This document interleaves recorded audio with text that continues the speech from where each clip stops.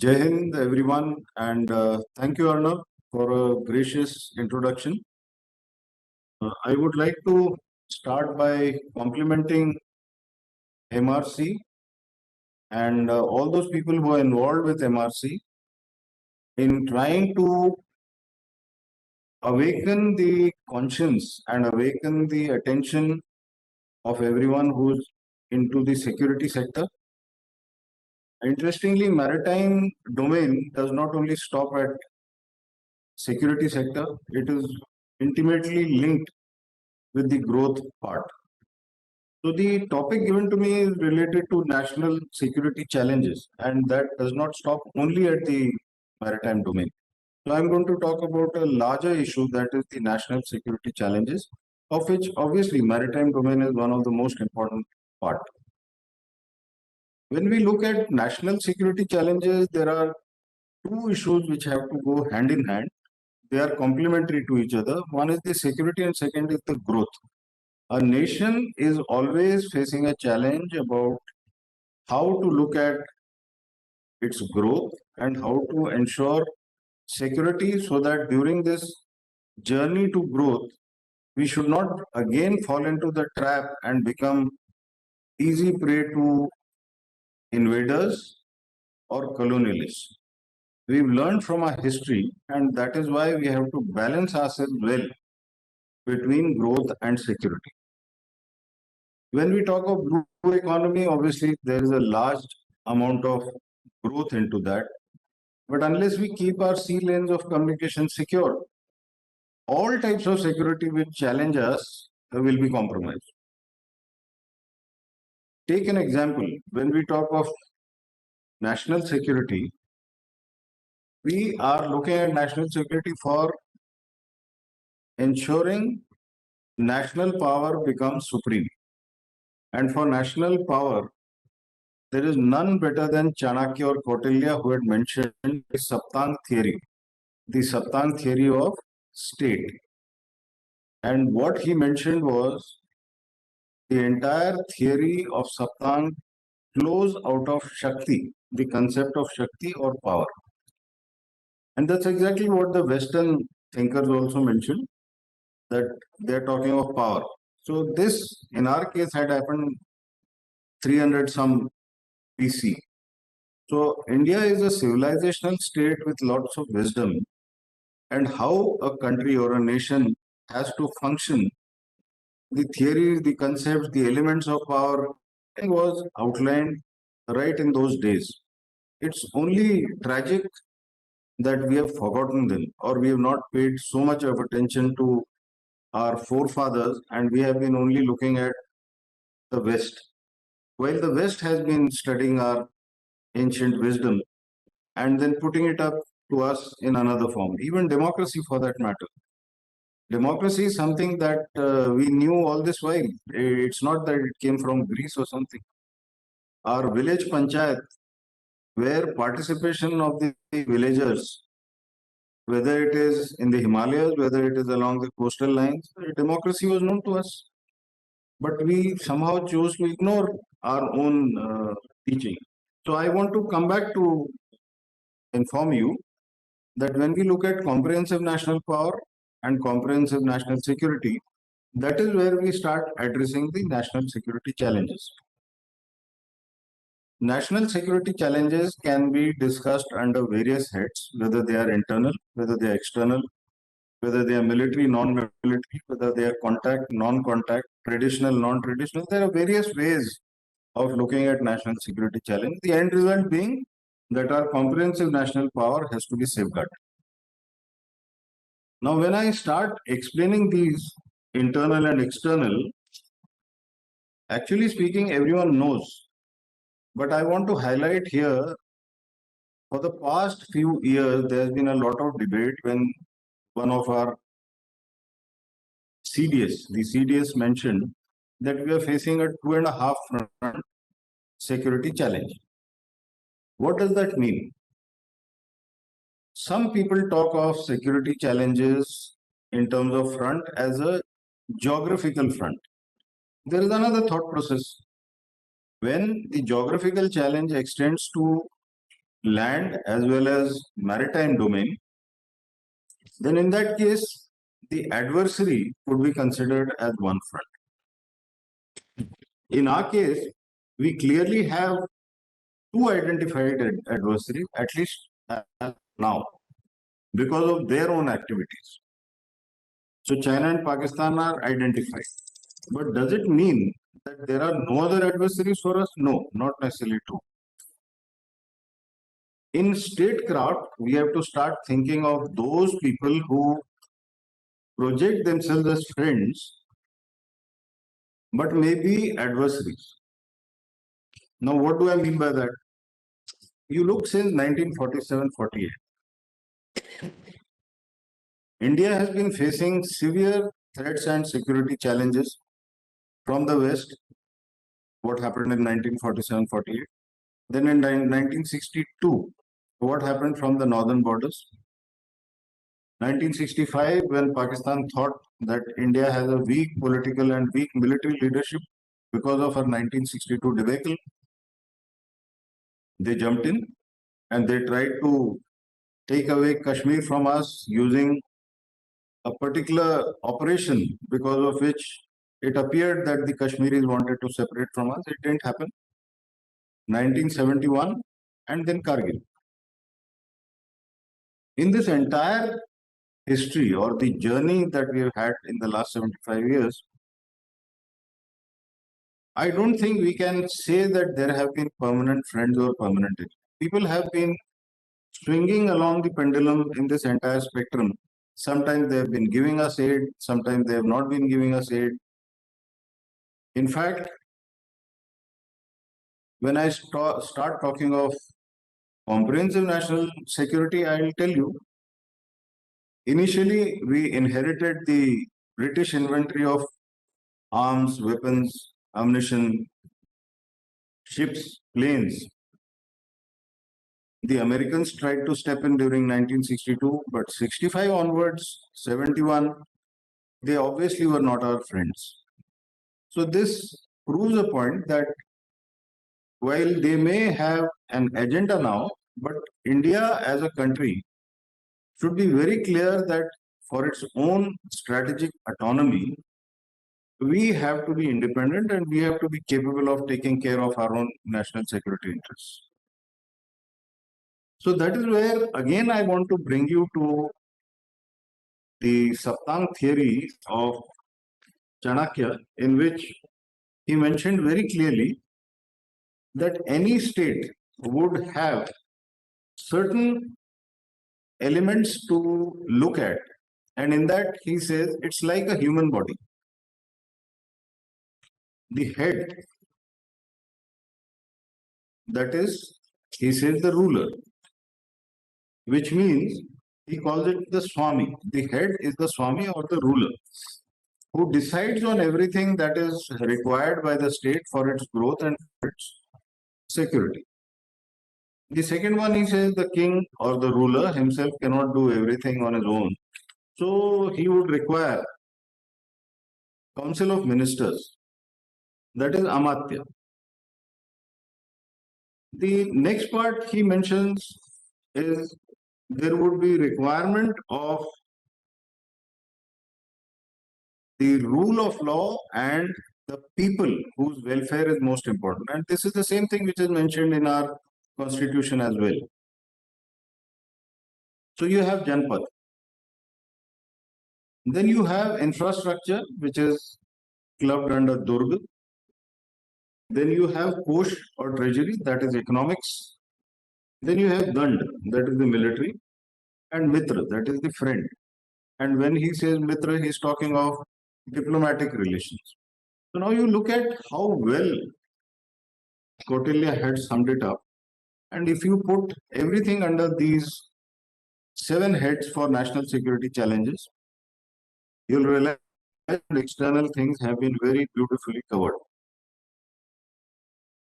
So let's see, when we looked at 2.5 front, and let's now consider 2.5 front not purely on geographical front, but from the adversarial front.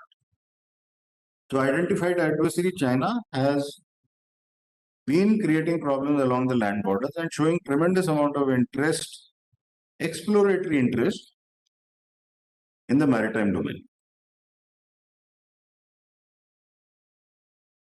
Land borders, the LAC alignment has always been under trouble, and that is a kind of a gift which the British left for us.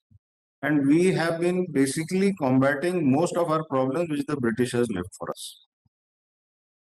China is not interested in resolving the LAC because obviously it's a leverage that it keeps using against us, as also trying to prove to his own people that India is a troublesome neighbor, while the other neighbors are not as troublesome, but India continues to create problems on the LAC.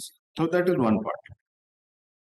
Along the maritime front, the August gathering there at MRC is fully aware of what China has been aiming at in terms of South China Sea, East China Sea, East Sea, and what are the ambitions of China in the Indo-Pacific region.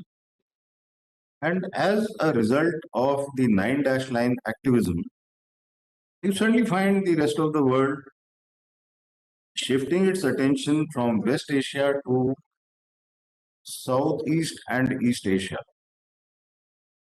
The artificial islands, the militarization of those, the kind of forays that have been made in the Indian Ocean region, taking advantage of the piracy threat and trying to pose as the benefactor of the world trade.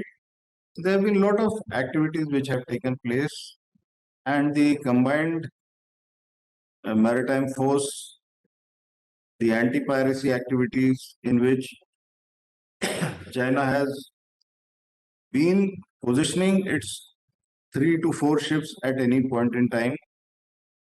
And here is the point that China and Pakistan are both colluding in the maritime area. In the combined maritime force, which is a congregation of about 34 nations, Pakistan has been extremely active. In fact, out of the combined task forces, the 4 of those which are for Arabian Sea, out of Arabian Sea, Red Sea, and for anti-piracy task force, Pakistan has singular interest in the area outside Arabian Sea, and it actually highlights the concern of India, and it should highlight the concern of the world also, that in one case, the combined task force, Pakistan has headed that task force 12 times, which is the highest.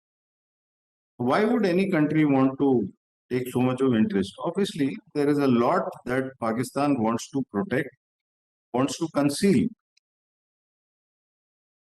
The area of this CTF goes right up to the east coast of Africa, and we all know the drug trade that happens. And that is that non-traditional threat, which is the non-contact and non-military threat. The entire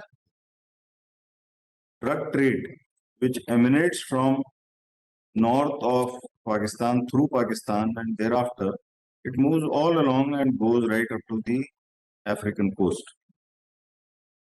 Now that is something which concerns us because that is the money, that is the funding that fuels ISI, that fuels the terrorism activities against India. The Indian stand that we shall not talk to Pakistan is very clear because we have a focus on terrorism. We do not want to talk to any country which abets terrorism, which plans and orchestrates terrorism in India. Abetting is a very less kind of an offense, but they are the principal actors for launching terrorist activities against India.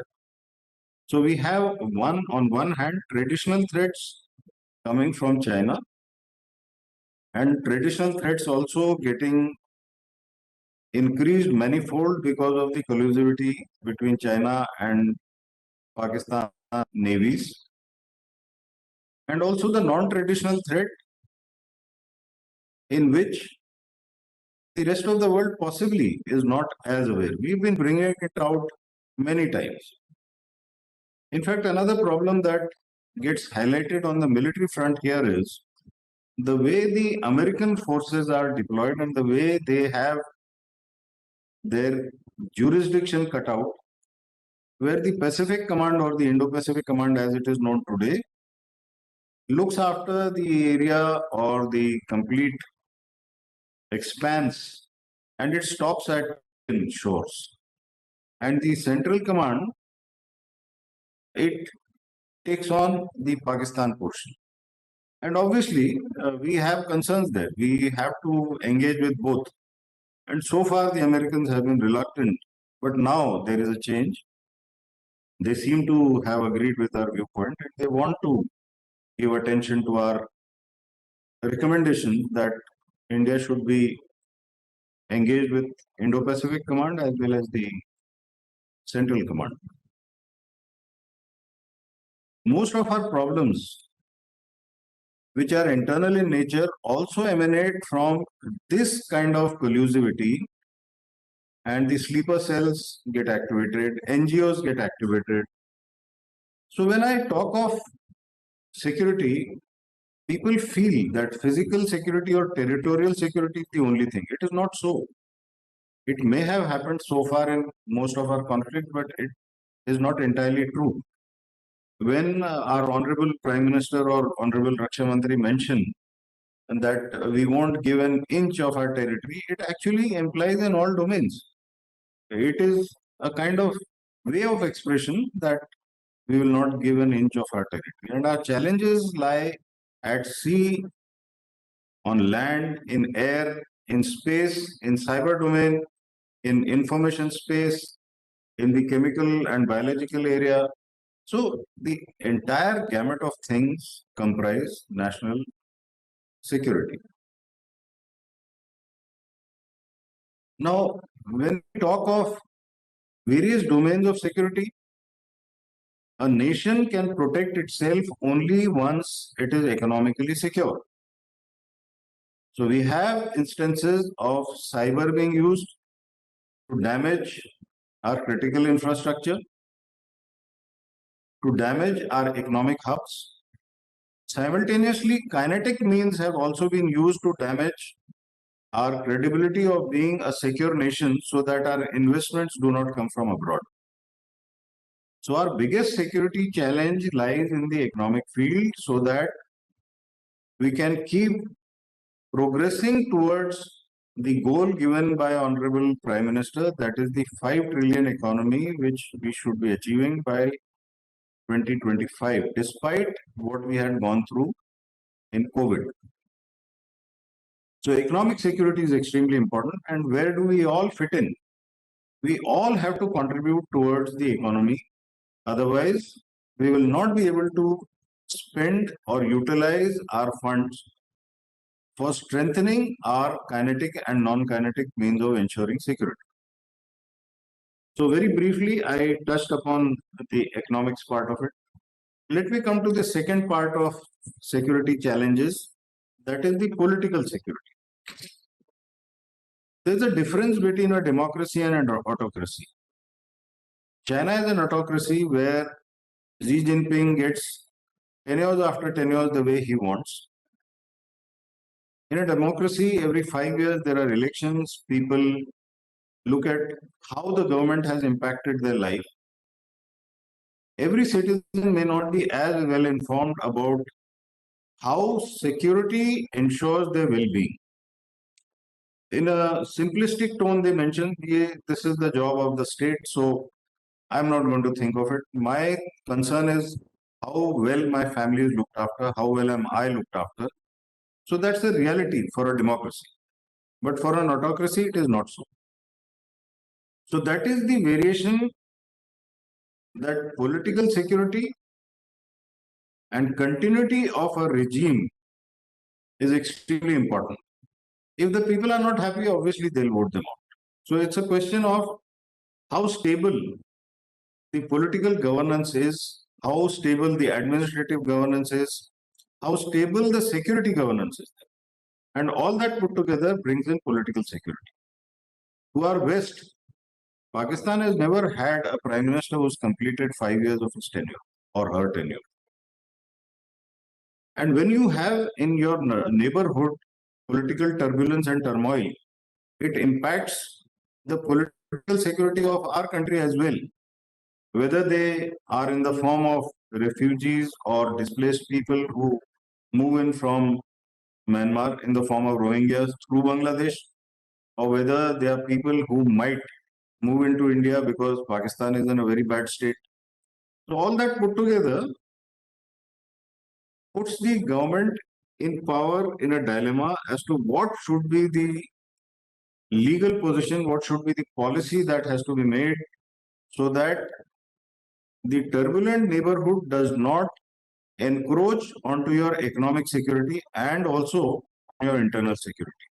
So that's something which is extremely important, and that's where consensus is required among the political parties as well as among the people who actually drive the political parties to ensure that we look after our political security. You know, there is one more part which is the human resource security. Just to say that we are a 1.3 or a 1.4 billion population doesn't mean that we are strong. There has to be an excellent balance between the quantitative and the qualitative human resource. And we have to be agile and progressive in bringing qualitative change in our human resource. The government has been doing a lot in trying to modify as per the requirement of the current economic, political, industrial situation, how to bring the human resource at par with what is the requirement. The national education policy has been brought in. That will take care of a few years. Thereafter, again, we'll have to move ahead. The current day environment in industry or economy pays less emphasis on degree holders, but pays more emphasis on skilled people. And that is what a realization has come in, at least in the private sector. Private sector is more agile than the public sector, and they know that if they want their money's worth, they would look at the degree in the end, but they would want to see how skilled people can contribute to furtherance of their business interests. And furtherance of any business interest, whether it is in private or public sector, is an national interest.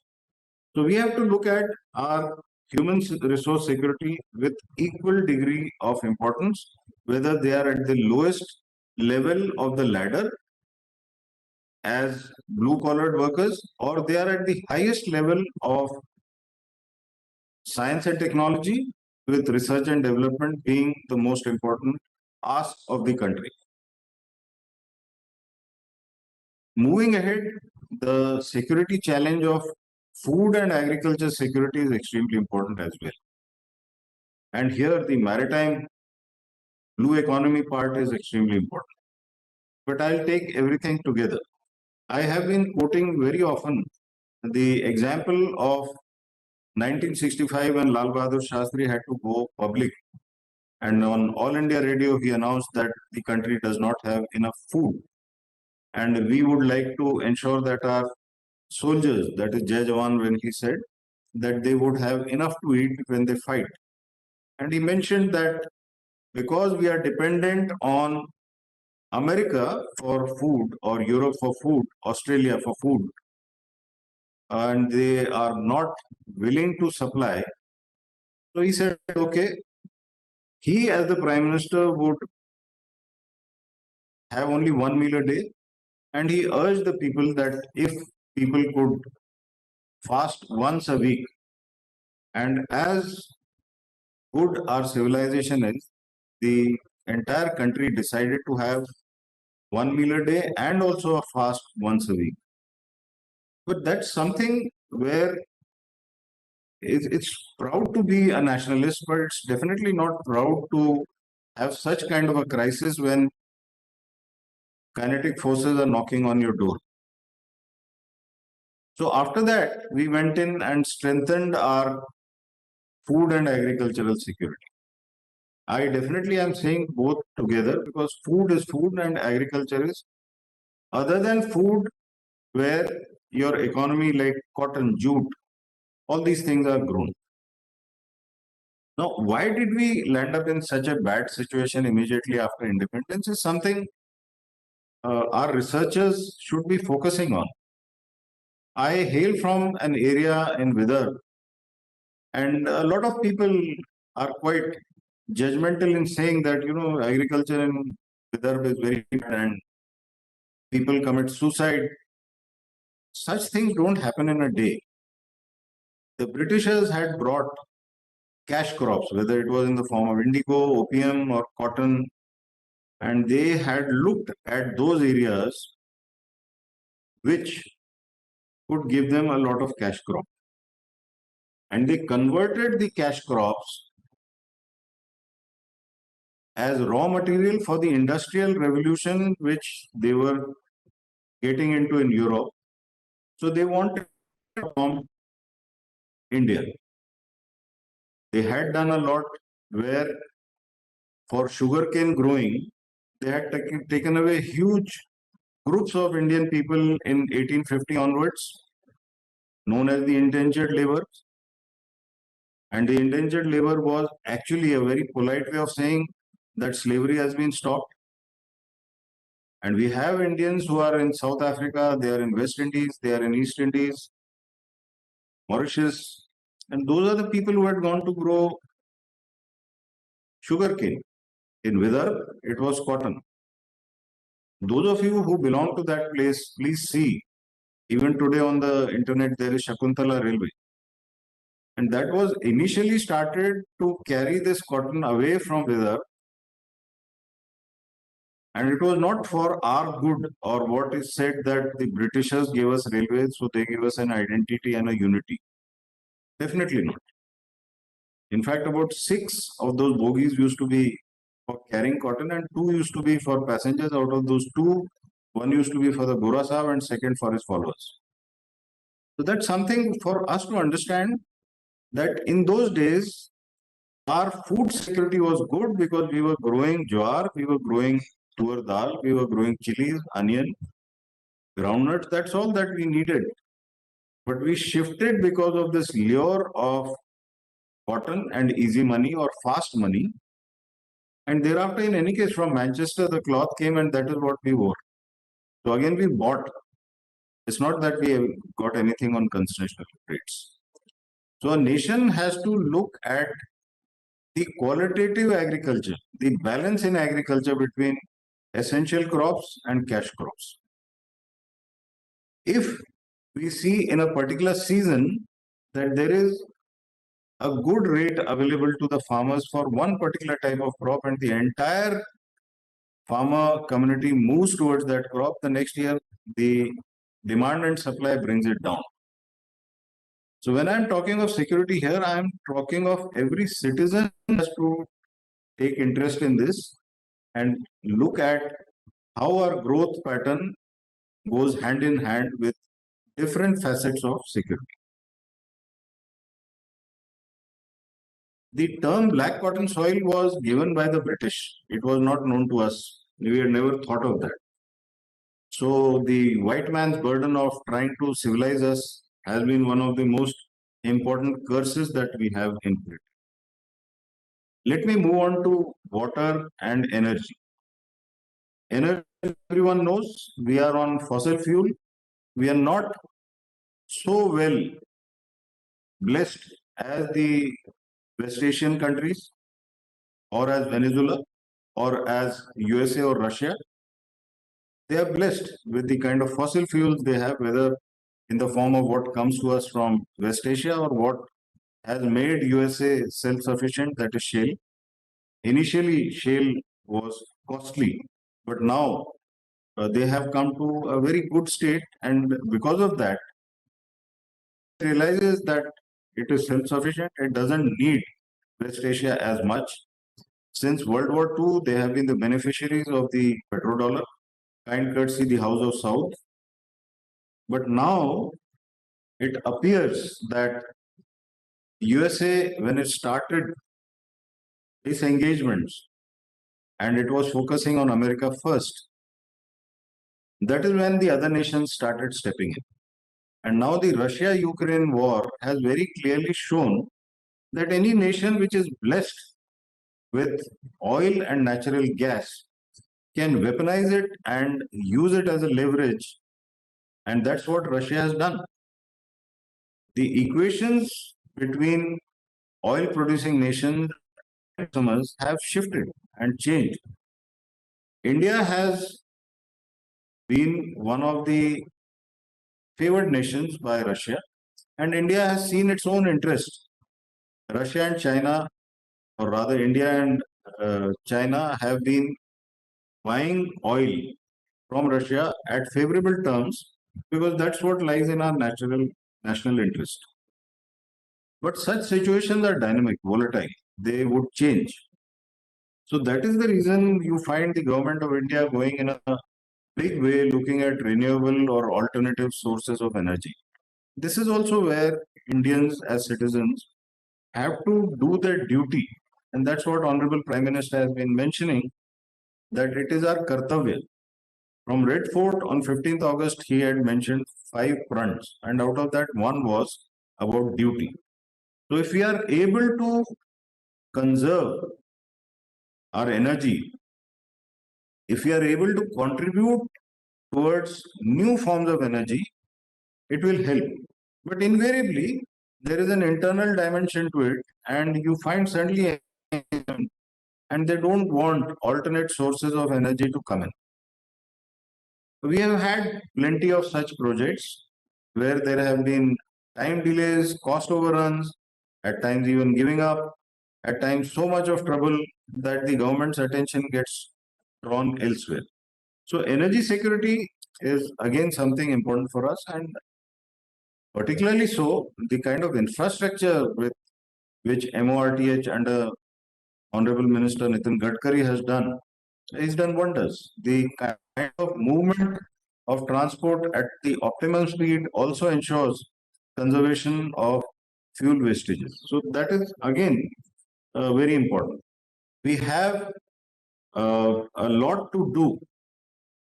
Everything moving on road or rail is fine, but I think we need to work on waterways also, because whatever moves on along the water, whether it is in seas or whether it is inland waterways, the cost goes down by about 1/12. So the if it is 1/12, obviously that same money is meant for us to utilize. So even in energy sector, whether it is uh, electric vehicles, whether it is solar energy, whether it is wind energy, so all that put together, we will have to work more towards energy security. Another important issue is technological security. We've been reliant on many nations. It's not that we've only been reliant on USSR, erstwhile USSR, and now Russia. We've been reliant on many European countries as well. Whatever be the reason, I think there is a realization now, and it's not only India's realization, the whole world has realized that globalization, as we had dreamt of it, has not worked. There is an increasing move towards disengagement. But how do you disengage when you are entangled? So you have to start working towards your own solutions for your own challenges, customize it in a manner that we find solutions to our technological deficit or differential. Especially so in the maritime sector, and especially where MRC works, the UDA, we have a lot of deficiency, technological deficiency, whether it is in terms of sensors, whether it is in terms of data. We can keep talking of AI, but unless you have data which is harmonized, which can be used by the AI engine, an AI task force would remain only cosmetic. So when we are looking at technological security, let's look at quantum, let's look at AI, let's look at data. I'm deliberately mentioning data again and again. I will give you an explanation for this. Data is available with every particular organ, entity, institution, department, ministry. Is that AI ready? If it is not AI ready, that by itself is a security challenge, because you will still be subservient to those people who will come from abroad, give you an AI engine and demand your data, and thereafter the data is theirs. So we need to work extremely hard towards getting our data ready for AI. Are our educational institutions ready to handle this technological differential making up exercise? I don't think so. A few here and there, few gladiators may be good enough, but is that how the entire expanse of Indian landmass and maritime domain, is it enough? No, there is a lot that needs to be done. Are is the military geared up to handle the technological deficit? We need to work towards that a lot. The industrial capacity. The industrial capacity is also something which dictates security of a nation. You look at China, the way they are churning out ships at the rate at which present naval chief had highlighted this, that look at the speed at which they are building ships and look at the speed at which India is building ships. Why industrial capacity? You look at even our civil shipping. We don't have as many ships as we would actually expect India to have. Whether they are Indian flag bearers, whether they are foreign owned ships flying Indian flag, but ultimately, unless you have your own civil shipping fleet, we would always be dependent on those countries which could well divert your shipping when crisis happens. That is a security challenge.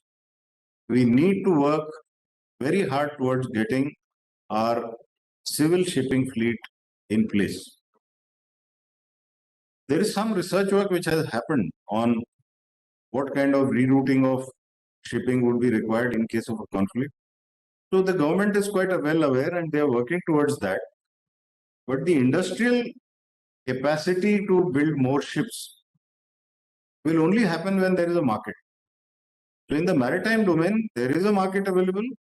There is interest that has to be generated amongst the entrepreneurs, amongst the big companies to come and invest, whether they are foreign partners who come for joint ventures or whether they are Indian industrialists who want to contribute towards enhancing our capability for civil shipping. Let me take you to another interesting part, which is about the environmental security. And here, there are certain issues which we must look at. Major powers or so-called superpowers have always indulged in modification of weather. Americans did it in Vietnam. Germany was wanting to do it around World War II. It did not get a chance or whatever happened, but they did not do it. Cloud seeding is also considered to be weather modification, but if cloud seeding is required for ensuring your food, water, agriculture security, maybe within constraints, maybe within limits, it would be acceptable. But if countries start getting into research and development to divert monsoons or moisture from the atmosphere, then that is a serious business. A few years back, a moved buoy, BUOY, was adrift and it reached a particular place and Indian Navy recovered it. It was a Chinese buoy. What was it doing in Bay of Bengal? It was studying monsoon patterns.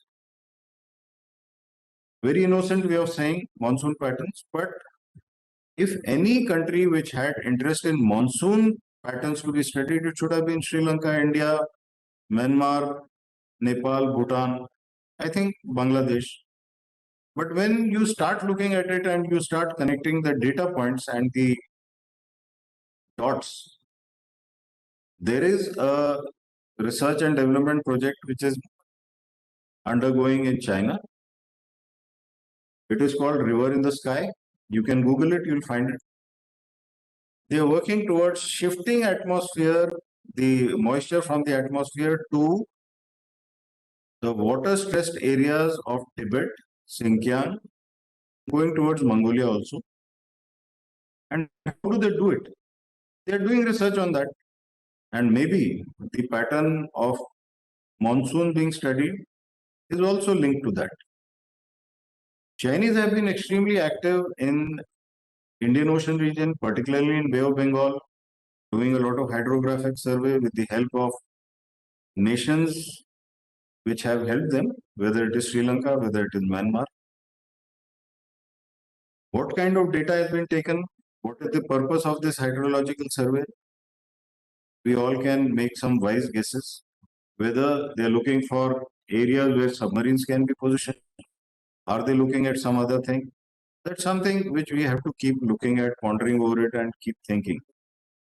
The normal excuse given is that they are looking for treasures which would have sunk long time back when the Chinese traders used to come along the shipping lines. Okay, fine, they can say that, but we need to have strategic thinking in trying to find out whether what they are saying is believable, credible, or we need to go beyond that. We haven't been doing this kind of survey in their areas along the East Coast, but obviously Chinese interest is here to activate the Indian Ocean region, and various terms of encirclement, string of pearls, all that put together, we have to look at hydrographic surveys also from the same pattern. They have been moving ships in this area which monitor activity when satellites are launched in space. Those are special ships, and what all do they monitor is a cause of concern for us as well. At any point in time, Chinese have a certain segment of vessels deployed in the Indian Ocean region, whether under the garb of outgoing piracy task force, anti-piracy task force, incoming anti-piracy task force, ships which are moving around for monitoring space events, ships which are around for monitoring hydrological survey. All these things put together must make us sit up and think of our security concerns. The kind of activity which is going on in the weather modification department is again a cause of concern for us, because dams are being built up on Brahmaputra. That water and electricity is to be shifted again to the areas which I mentioned. Indus Water Treaty, which we have asked Pakistan to review, it's a bilateral agreement. We have no bilateral agreement with China for Brahmaputra River or Indus or Satluj.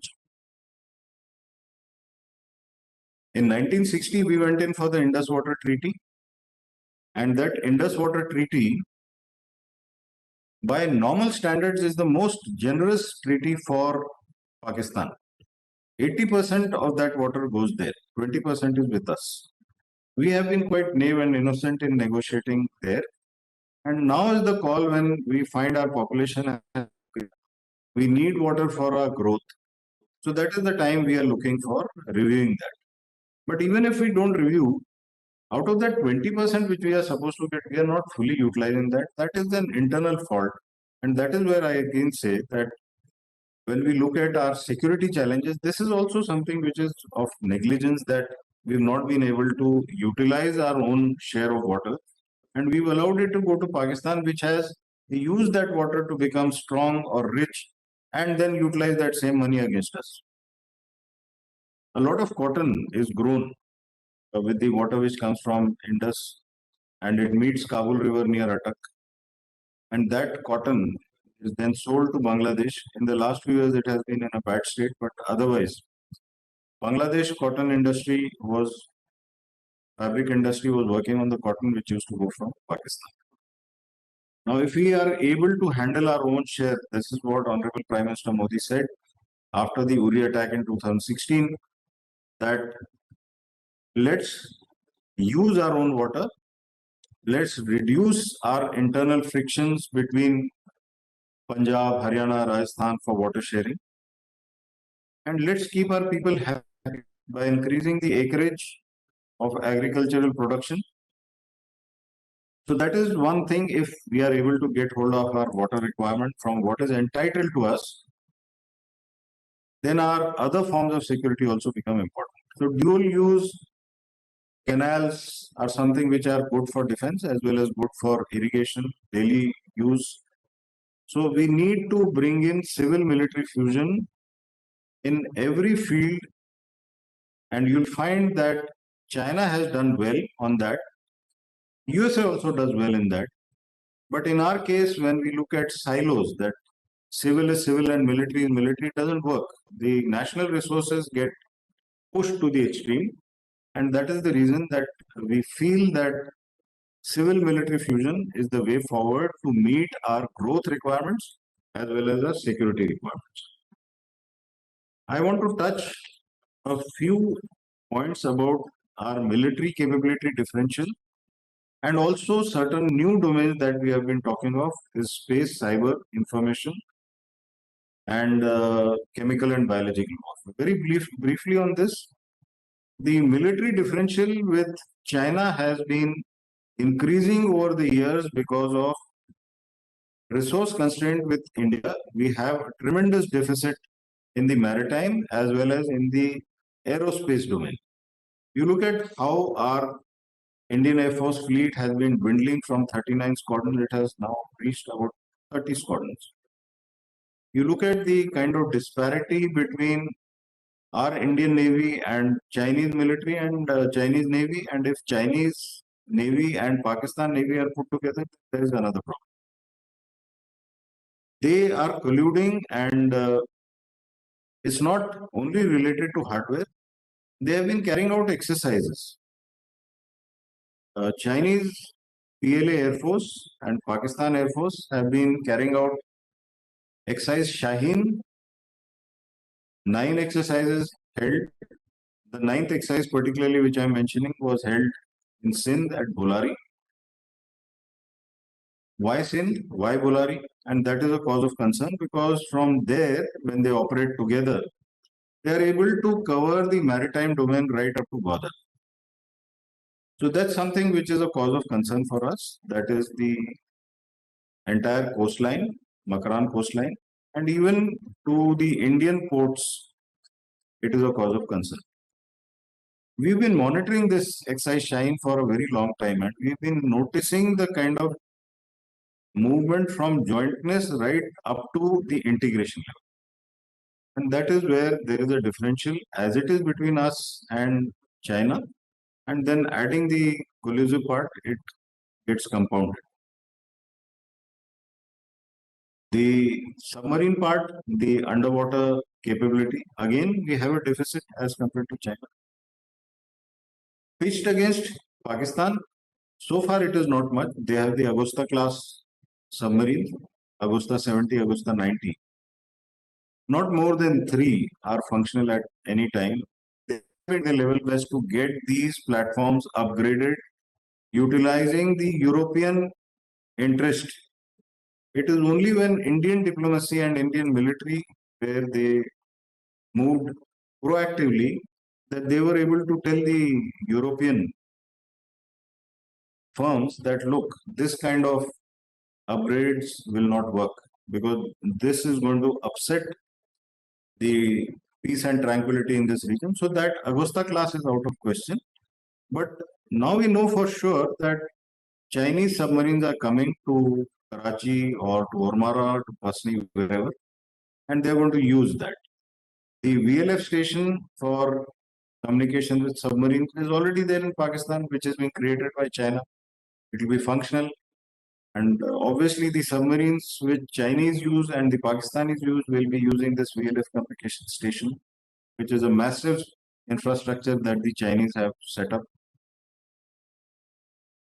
The underwater domain awareness, we have geographical advantage of choke points. What we need to speed up is the sensors that have to be put on the seabed or at these choke points and also along our deep water channels so that our assets are kept safe. You know, a very innocent person could say it's not difficult. It is difficult.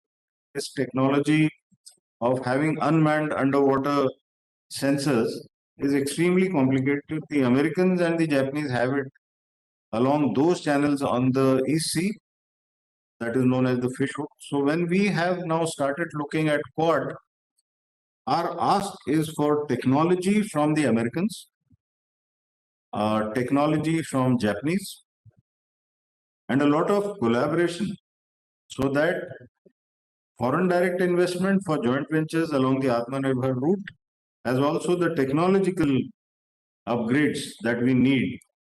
And that would be something beneficial in case Quad has to be energized.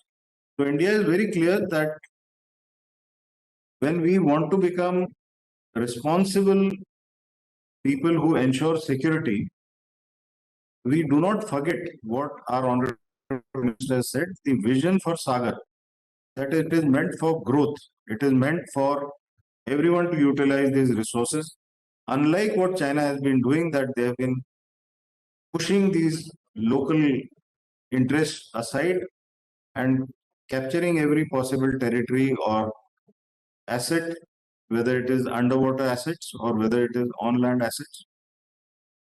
So we are very clear that while we do Sagar, we do a lot of HADR missions, humanitarian assistance and disaster relief, in which Navy comes out always as the winner and Air Force also helps them a lot. And whenever there is requirement of boots on ground, as it happened in Turkey, to have the army also pitching in.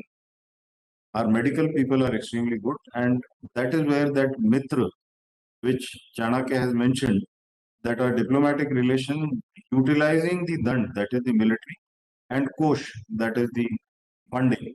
So we have always looked at it in that particular comprehensive manner.